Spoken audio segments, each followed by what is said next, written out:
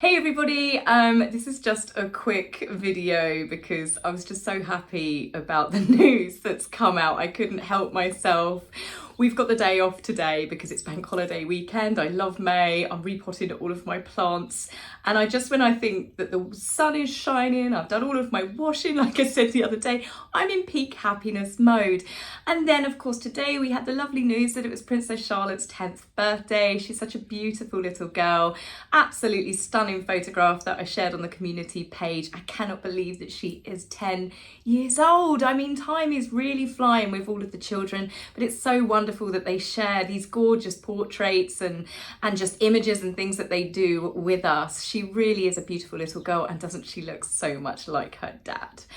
But the reason why I am here is because I am just too excited over the fact that Harry's case to do with his security got dismissed. The bit I find extra funny is the fact that it seems that Meghan perhaps even jinxed it herself, because on that awful podcast she tells Jamie Kern-Lima that Harry is apparently just like a Super Mario brother. She went on to explain that when you get to the final level and slay the dragon and save the princess, that's my husband.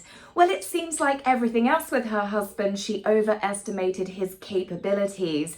Now, the case wasn't actually trying to decide whether Harry should have security or not. This court case was against RAVEC and the Home Office. Harry's argument was saying that they made the wrong decision. They didn't follow proper procedures. His claims of unjustified and inferior treatment made it clear that Harry obviously felt that he had been badly treated by the system. Well, no shocker there. I mean, he is the Prince of Boo-hoo. He is a perpetual victim, much like his wife, and he just blames and accuses everybody else of his own shortcomings. But Sir Geoffrey Voss, Lord Justice Bean and Lord Justice Edis dismissed his case regardless of how poor Harry felt.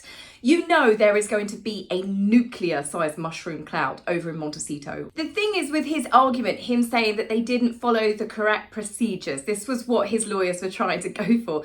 There were no procedures in place for someone to do what Harry and Meghan did. They quit the royal family, they didn't give them any notice, and then they went off on their merry way to pretend that they wanted to stay in a Commonwealth country and still serve the Queen. Turned out that was, it was all lies. She gave them a year to work out what they wanted to do, and they still chose to continue on the path that they have gone on. It's quite simple. When you quit your job, you do not get to keep all of the perks and the privileges that come with that job. So this, of course, finally brings an end, or so some are saying, to Harry's 3.5-year battle over having his taxpayer-funded police protection taken away from him. I do have to remind people, just in case you're new here, Harry does get police protection. He is given police protection if he gives 30 days notice when he comes to the UK, but obviously the decision is made as to what he is here for. He's not going to have full police escort if he's here on holiday or having a jolly. Now, the other thing that he gets full taxpayer funded security for is when he comes to see the royal family, any royal events. Harry is lying to the public when he says that I just want to come to the UK to be safe. I just want to bring my children to see my father. No, he doesn't, because he knows that if he brought the children to the UK to see the King, they would be safe, they would be protected, and the children would obviously stay under one of the many royal households. So Harry is just lying yet again to manipulate people into evil royal family. Poor Prince Harry. Boo-hoo. But when it comes to this court case, as I said, it's technically the end of it, but he can now still, I'm sure he will, go to the Supreme Court. And I'm sure when his reappeal of his reappeal of his reappeal gets denied again, Harry may even try and take it to the European Court of Human Rights.